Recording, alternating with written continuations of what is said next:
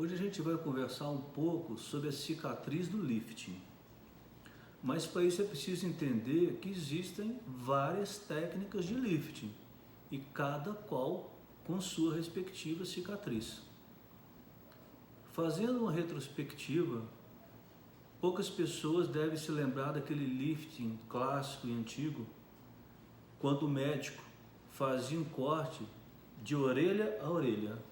O corte começava atrás da orelha, vinha na frente da orelha, entrava na linha capilar, ia para o outro lado, descia na frente da orelha e depois ele era desviado para trás da orelha novamente. Esse tipo de lifting, que é o lifting clássico com incisão bicoronal, a gente faz muito poucas vezes hoje em dia. Eu particularmente nunca faço, porque a cicatriz é muito grande e eu não vejo necessidade. Então o que a gente faz hoje de rotina? A gente decompõe essa linha cicatricial tão extensa de orelha a orelha em dois cortes menores, próximo à orelha do lado direito e outros dois cortes menores próximos à orelha do lado esquerdo. Esses cortes, eles podem se estender só no entorno da orelha, quando você pretende reposicionar só o rosto da pessoa, ou eles podem fazer a curva aqui para trás da orelha e descerem aqui na linha capilar, quando você pretende reposicionar, né, o tecido caído, o tecido molenga do pescoço. E como isso geralmente acontece em conjunto, porque é muito difícil de uma pessoa envelhecer só o rosto ou só o pescoço, normalmente, na grande maioria das pessoas, a gente faz aquele corte aqui no entorno da orelha, sobe e desce um pouquinho aqui na linha capilar. Porque esse corte aqui, próximo à orelha, reposiciona o tecido da face e esse corte aqui, na linha capilar, reposiciona o tecido do pescoço. Então é isso, né? O lift que eu faço hoje em dia é um corte no entorno da orelha, descendo um pouquinho aqui para trás da linha capilar de um lado e do outro. Não tem necessidade de emendar uma incisão de orelha a orelha como antigamente. E tem gente que pergunta o seguinte: ah, doutor, mas você faz aquela técnica de lift com aqueles cortes separados no entorno da orelha direita e no entorno da orelha esquerda? E se você precisar reposicionar a testa da pessoa, se você precisar de suspender as sobrancelhas da pessoa, como é que você faz? Com esses cortes aqui no entorno da orelha, você consegue suspender as sobrancelhas? Não. Aí eu tenho que fazer mais dois cortezinhos dentro do couro cabeludo para poder descolar e reposicionar as sobrancelhas. Mas de uma maneira geral, né, esse lift que eu faço, que é o lifting deep plane, né, que é o lift chamado também de lift de terceira geração ou plano profundo, é um lift que já demora bastante. Então eu prefiro fazer só a suspensão da face e do pescoço e não fazer no mesmo tempo a suspensão de sobrancelhas e deixar para fazer a suspensão de sobrancelhas em um segundo tempo, que eu acho mais seguro para o paciente não ficar muito tempo anestesiado. Tem o inconveniente de ter que tomar 2 anestesias, mas eu acho mais seguro. E às vezes o que eu faço é o seguinte: eu faço o primeiro tempo, que é reposicionar a face e o pescoço, e aí depois de 15 dias, alguns pacientes aproveitam para poder tirar os pontos sob anestesia. Não há necessidade, né? Já que você já vai estar dormindo, né? Você não precisa de ir ao hospital para tirar os pontos, mas já que você vai fazer a suspensão das sobrancelhas no segundo tempo, você suspende as sobrancelhas e retira os pontos da primeira cirurgia que foi feita há 15 dias atrás. Mas doutor, Se eventualmente eu for uma pessoa que só tem uma queda da face, mas meu pescoço permanece firme, como é que seria a cicatriz do lifting? Seria só aquela cicatriz aqui, ó, no entorno da orelha, sem precisar descer aqui na linha capilar. Porque com esse corte aqui eu descolo e reposiciono o tecido facial caído. Aquele tecido molenga, ele é firmado por essa incisão aqui na frente da orelha. E o inverso também é verdadeiro. Se você for o sortudo que só tem o pescoço molenga, mas seu rosto está firme, você pode fazer só um corte aqui atrás da orelha, sem precisar fazer o corte aqui na frente, e por este corte atrás da orelha, o médico descola, disseca e reposiciona a pele caída do pescoço. Mas isso é uma eventualidade, porque a maioria das pessoas, como nós já sabemos, envelhece ao mesmo tempo a face e o pescoço. Mas doutor, de qualquer forma, essa cicatriz do lift atual que o senhor disse que faz, apesar de não ser uma cicatriz de orelha a orelha, é uma cicatriz aqui na frente da orelha e atrás da orelha, que é uma cicatriz grande, e essa cicatriz não incomoda os seus pacientes. Sinceramente, vai fazer agora no final de 2023, 33 anos que eu faço lifting. Eu nunca tive um paciente ou uma paciente que reclamou, porque isso é estudado, isso é planejado, né, gente? Como a gente sabe que é uma cicatriz relativamente grande, né, a gente esconde essa cicatriz em regiões estratégicas. Então vamos decompor essa cicatriz no entorno da orelha em 4 partes. A primeira parte é aqui, vamos chamar de incisão número 1. Ela é na linha capilar. Então ela é feita no limite do cabelo com a pele sem cabelo. Então é uma região muito difícil de formar uma cicatriz evidente por causa dessa alocação que a gente faz nessa região estratégica, né? Ali já tem uma sombra natural na divisa do cabelo com a pele sem cabelo, e a pele da face cicatriza muito bem. O que eu poderia chamar de incisão mais crítica, mas que mesmo assim vai muito bem do lift, é a incisão que eu chamo de número 2, tá? Então depois dessa incisão aqui na linha capilar, ó, a incisão desce aqui, na região do tragus, aqui na frente da orelha. Ela pode ser na frente da orelha, atrás aqui do tragus, dessa pontinha aqui, ou no cume do tragus, que é a incisão tragal. São 3 métodos. Eu faço no cume do trago. Eu faço a incisão, essa incisão número 2, eu faço aqui no cume do trago, também chamada de incisão tragal, para poder ficar no cume da montanha, aparecer menos. Mas é a incisãozinha, ó, desse tamanho aqui, deve dar uns 2, 3 centímetros. Porque logo depois que ela chega aqui, a gente esconde ela, puxando ela para o sulco retroauricular, até encontrar com a linha capilar. Então aqui no sulco, que é a incisão que seria a parte 3, né, ela está no sulco. Se alguém for ver essa incisão sua, alguém vai ter que puxar a tua orelha.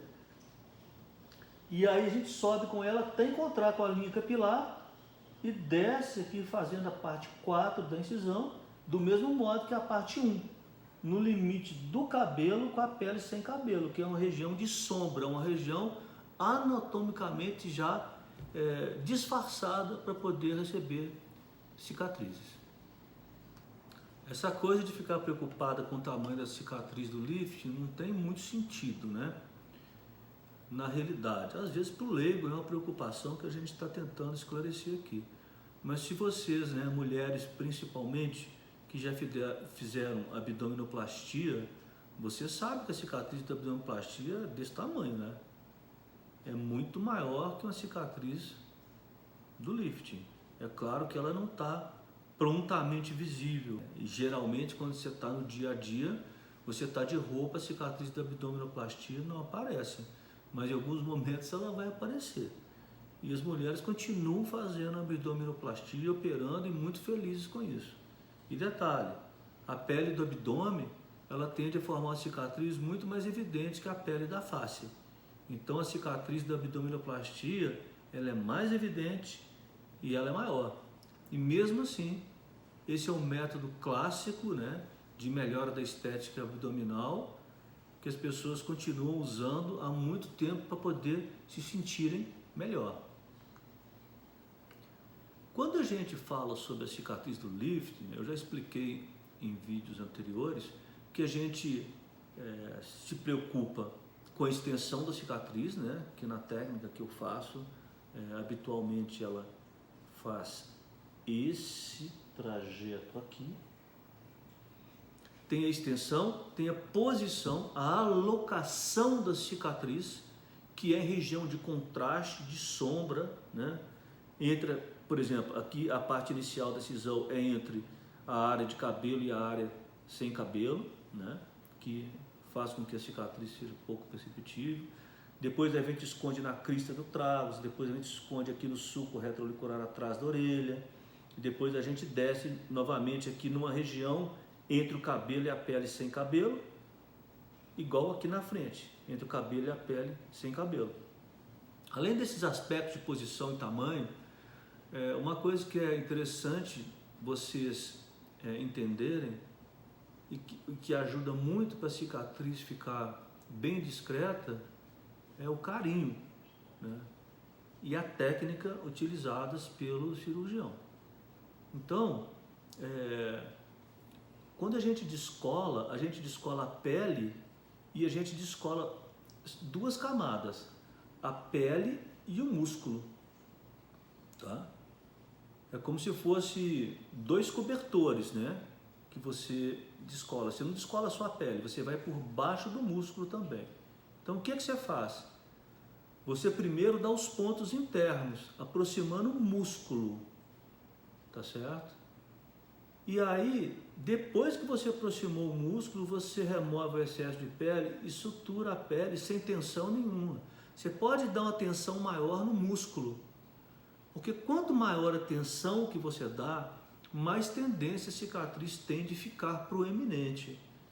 Mas os pontos internos no músculo, eles vão exercer uma pressão no plano profundo, e o plano profundo não fica aparente. Quem fica aparente é o plano superficial, é a pele.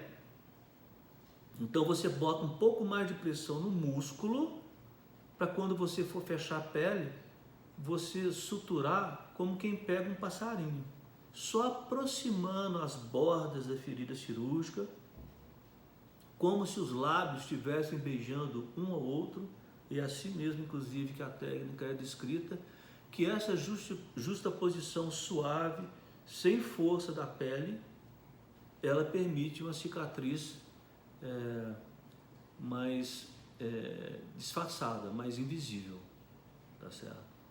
Então é isso, você fecha o plano profundo com um pouco mais de força e o plano superficial sem força nenhuma, sem tensionar nada, para a cicatriz ficar bem discreta, quase invisível, e ainda mais depois de um ano, quando esse efeito de invisibilidade se torna mais acentuado ainda. Você que deseja ter um rosto e um pescoço firmes, que é aquilo que pode ser proporcionado pelo lifting de face, precisa saber do aspecto cicatricial, né? Já que você pretende submeter esse tipo de cirurgia. Então a gente já falou aí sobre a posição da cicatriz, sobre a extensão da cicatriz, sobre o fechamento no plano profundo e o fechamento no plano superficial. O plano profundo é o músculo, o plano superficial é a pele, que a gente coloca mais tensão no fechamento do músculo e menos tensão na pele para a cicatriz ficar menos evidente. E outra coisa que você tem que saber também é que a experiência de quem está te operando ajuda muito. Por exemplo, quando você corta, onde você fez a incisão na pele, a pele começa a sangrar. Isso a gente chama, no jargão cirúrgico clássico, de sangramento de borda.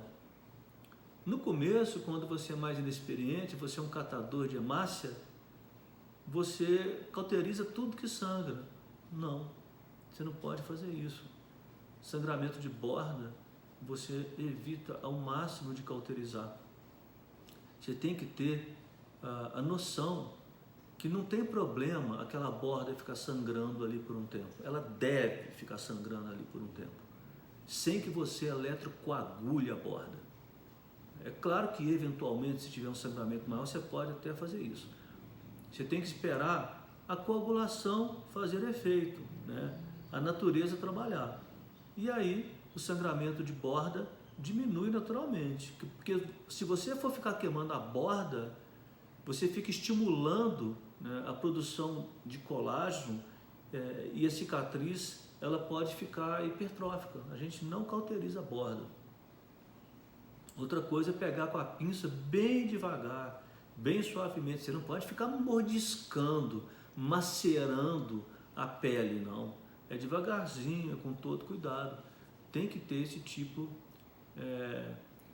de feeling, né? Essa coisa que você vai adquirindo com o tempo. Eu disse anteriormente que eu nunca tive uma paciente, em 33 anos praticamente, que eu faço isso, que reclamou da cicatriz após o lifting. Mas vamos pormenorizar essa situação. Quase uns 80, 90% dos pacientes, eles não têm uma queixa cicatricial. Alguns poucos têm uma queixa cicatricial. Então, nesses alguns poucos, a gente pode ter que tomar medidas acessórias. Você pode ter que injetar triamcinolona, você pode ter que fazer um retoque, muitas vezes mesmo no consultório, para poder tirar aquela cicatriz mais hipertrófica e esperar que a reparação tecidual produza uma cicatriz mais discreta após o retoque. Então, quando eu digo que eu nunca tive um paciente que reclamou, assim, quase ninguém reclama, mas um ou outro que reclamou, a gente tomou medidas acessórias e corrigiu. Mas é uma coisa muito tranquila de levar. Por que isso, gente? É porque a face ela tem essa característica, né? As 3 cirurgias de face que eu mais faço, que são lifting, rinoplastia e pálpebras, essa cirurgia da face, elas têm essa tendência para cicatrizar bem. É muito difícil você formar queloide em face, ao contrário de orelha, né? Quando você faz uma otoplastia, quando você faz uma cirurgia no tórax anterior e posterior, nesses locais você tem mais tendência para formar queloide, né? Mas na face é muito raro. Por quê? Porque a pele da face ela tem algumas características que a predispõem a esse tipo de comportamento. Primeiro, que ela é muito vascularizada. A concentração de vasos sanguíneos por unidade de volume na face é muito grande. E além disso também a pele da face, por natureza, é muito fina. E quanto mais fina é a pele, menor é a tendência cicatricial. Você que pretende ter um rosto e um pescoço firmes, você tem que saber o que é o lifting, é a melhor técnica que existe. Não tem nem discussão, não tem nem comparação. Praticamente só existe isso de decente mesmo para você fazer pela face de uma pessoa. Tá? Você precisa saber onde ficam as cicatrizes, né? Se elas poderiam te incomodar ou não. Então a gente fala muito sobre cicatriz. A técnica que eu faço, né, que é o lift com incisão no entorno auricular e no plano profundo e tudo mais, ela tem esses cortes no entorno da orelha do lado direito e tem esses cortes no entorno da orelha do lado esquerdo, mas é preciso saber que pode ser necessário fazer um corte de mais ou menos 2 centímetros, 2,5 centímetros no pescoço. E esse corte no pescoço pode ter várias alturas. Tem gente que faz aqui, tem gente que faz aqui, ó, nessa região, chama ângulo mento cervical, que é uma região anatomicamente disfarçada. Tem gente que faz um pouco mais abaixo. Não importa, são 3 modos clássicos de alocar a cicatriz, né, no pescoço, que faz parte muitas vezes do lifting. Ah, mas doutor, já vai ter 2 cicatrizes no entorno da orelha, por que que é necessário fazer mais esse cortezinho aqui? Para poder acessar as bandas platismais. A gente tem um músculo aqui que é o platismo, eu vou forçar o meu, ó. Ó. Você já deve ter visto muita gente com mais idade que tem isso aqui muito evidente, essas linhas aqui caídas, sem precisar fazer força nenhuma. São as bandas platismais. Elas ficam no centro do pescoço. Por esses cortes aqui no entorno da orelha, é muito difícil, é muito longo o túnel para eu poder trabalhar bem, com segurança aqui nessa região. Então, às vezes, eu tenho que fazer esse corte acessório aqui, que faz toda a diferença na cirurgia. Ajuda bastante e é muito comum ter que fazer esse corte. Mas a gente toma com esse corte todos os cuidados que a gente toma com os outros cortes do lifting no entorno da orelha, posicionando em regiões anatômicas clássicas para poder disfarçar bem. Esse corte também, ele compreende pele e tecido celular subcutâneo. Então você vai unir, né, o tecido celular subcutâneo de cima com o tecido celular subcutâneo de baixo, né, que é o plano profundo, para na hora de fechar a pele você não precisar tensionar nada, você não precisa dar aqueles pontos sob tensão para poder fechar a pele, porque você já fez isso no plano profundo, porque o ponto sob tensão ele tende a deixar a cicatriz mais evidente, mas no plano profundo, se isso acontecer, não tem problema, tá certo? E todos aqueles cuidados de não queimar a borda da ferida cirúrgica, de pegar na ferida cirúrgica sem ficar macerando, mordendo com a pinça. A gente sempre usa a expressão pegar no tecido como quem pega um passarinho, né? Se você apertar demais, você machuca, mas se você também não segurar, o passarinho pode voar. Você tem que fazer uma força carinhosa para você poder pegar na pele. Então, esse corte é super tranquilo também. Depois de algum tempo, principalmente depois do primeiro ano, ele fica parecendo uma ruguinha que a maioria das pessoas que fazem o lift a partir de 40, 45 anos de idade já tem. Então é muito difícil de quem vê, quem olha para você, perceber que aquela é uma ruguinha artificialmente criada, uma ruguinha cicatricial. Para poder ter um rosto e um pescoço firmes de verdade, você tem que passar pelo lifting. A gente está comentando sobre cicatriz.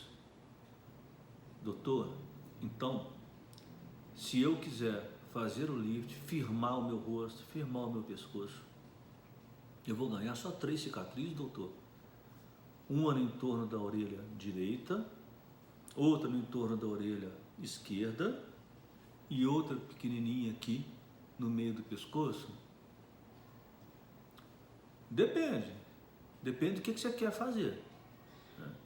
Se você quiser firmar o rosto da borda orbitária até a linha mandibular, tudo isso aqui, e o pescoço até a clavícula, são essas 3 cicatrizes. Só que tem gente que quer fazer pálpebra também, aí precisa de ganhar mais as cicatrizes das pálpebras, e tem gente que também quer elevar as sobrancelhas, e aí tem que ganhar uma cicatrizinha de elevação de sobrancelhas, da frontoplastia, dentro do couro cabeludo. O que eu estou dizendo, veja bem, é que no lifting, dificilmente eu associo o lifting com outras cirurgias, porque ele já demora aí umas 6 horas, só para poder fazer, né, o reposicionamento, né, para poder firmar fácil o pescoço, são 6 horas de cirurgia. Então, se a gente for fazer pálpebras e elevação de sobrancelhas, eu acho que não é muito prudente fazer no mesmo tempo. Geralmente eu faço uma plástica total de face em 2 tempos, sabe? Eu faço o lifting e depois eu faço pálpebras e sobrancelhas. Não é errado fazer tudo ao mesmo tempo, mas por particularidades minhas, pelo método que eu uso, né? pelo fato de eu fazer questão de fazer a cirurgia toda e não terceirizar nenhuma etapa para poder ficar bem simétrico, eu gasto mais tempo, né, um pouco. Então eu prefiro fazer em 2 tempos. Mas independentemente disso, se você for fazer tudo num tempo só, você vai ganhar todas as cicatrizes pertinentes aos processos cirúrgicos envolvidos na situação. E se você for fazer em 2 tempos também, você vai ganhar as primeiras 3 cicatrizes no primeiro tempo e o restante das cicatrizes no outro tempo, no segundo tempo da cirurgia. Por que que eu levo umas 6 horas para poder fazer um lifting deep plane? Detalhe, eu acho até que eu estou operando rápido, porque a pessoa que mais opera esse lift no mundo, que tem mais experiência, que lançou essa técnica, que foi o Dr. Andrew Giacono de Nova York, ele é um otorrino, né? Ele leva cerca de 4 horas e meia. Então acho que 6 horas está até bem, né? 1 hora e meia a mais que eu gasto, em média. É assim, eu não gosto de operar, deixar o auxiliar fazer o outro lado, porque de repente ele aplica uma tensão diferente da que eu apliquei, entendeu? Eu sou meio obsessivo com os detalhes, então eu faço os 2 lados, então é como se a cirurgia fosse dobrada. Se eu operasse simultaneamente, né, um lado com outra pessoa que fizesse o outro, né, seria mais rápida. Mas assim, eu acho até que uma equipe bem afinada pode atingir um certo grau de perfeccionismo, mas o que eu tenho é medo de passar por essa etapa. Eu ainda não passei, né?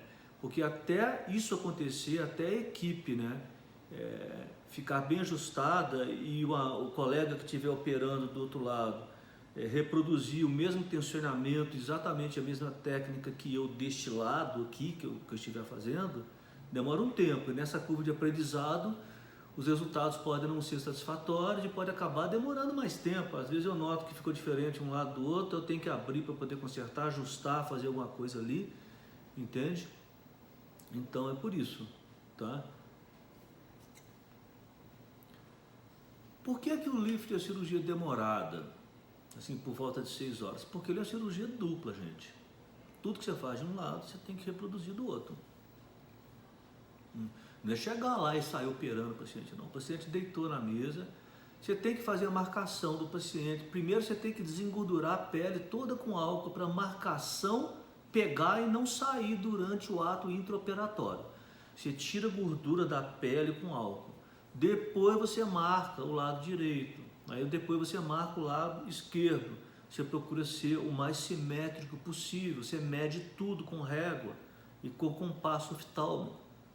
Depois que você marcou tudo, você faz a asepsia. Você passa com gás um antisséptico para poder matar as bactérias da pele do lado direito. Depois você passa do lado esquerdo. Depois você prende o cabelo. Depois você tem que infiltrar adrenalina com xilocaína na face, do lado direito, depois do lado esquerdo. O paciente já está dormindo, ele já está anestesiado, mas você tem que complementar a anestesia para poder sangrar menos. Então você vai infiltrando devagar, em toda a região que você vai descolar, na face, no pescoço, reproduz de um lado, reproduz do outro. Aí você tem que esperar fazer efeito anestésico e adrenalina que você injetou, porque eles levam tempo para fazer efeito. Se você injetar a solução para poder sangrar menos e já sair cortando, vai parecer que você nem injetou a solução. Então você tem que esperar fazer efeito. Aí você vai cortando. E aí no lift, que é uma complicação que pode acontecer, que é o hematoma, que não é grave, mas que a gente mais teme, que pode ter que reintervir, se isso acontecer, né? Graças a Deus que é muito raro também.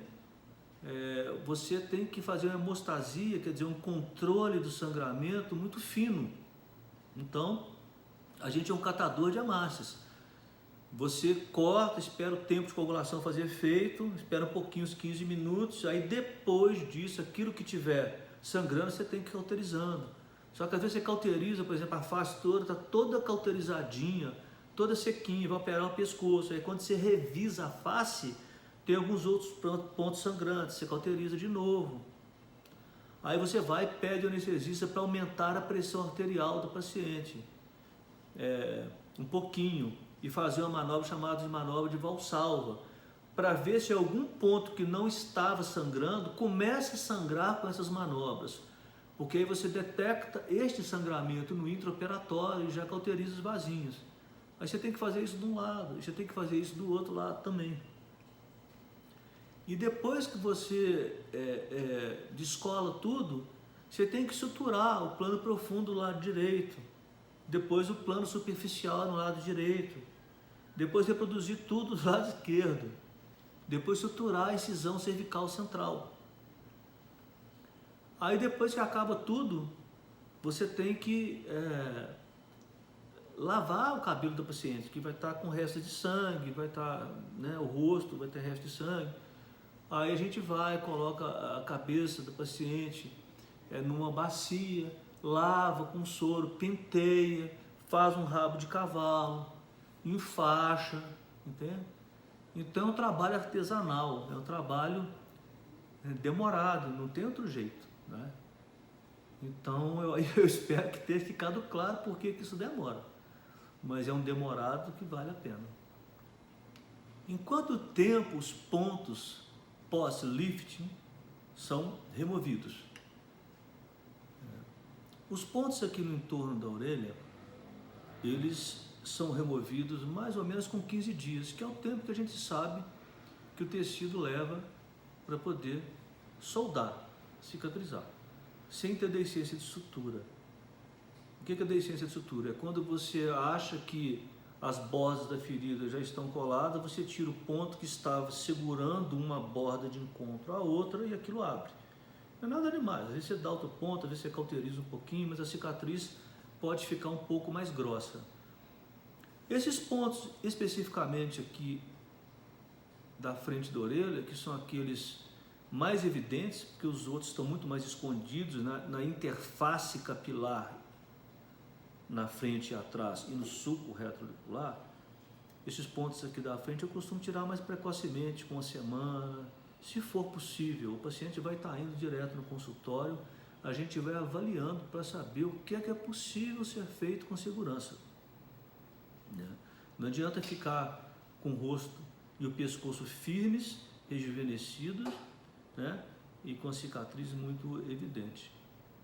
Agora, nessa região aqui específica desse corte central, que muitas vezes a gente tem que fazer, geralmente eu tiro com menos tempo. Geralmente não é assim 15 dias não. Por volta de uma semana, esse tecido aqui do pescoço, em geral, já está mais cicatrizado e você já pode remover os pontos com mais segurança.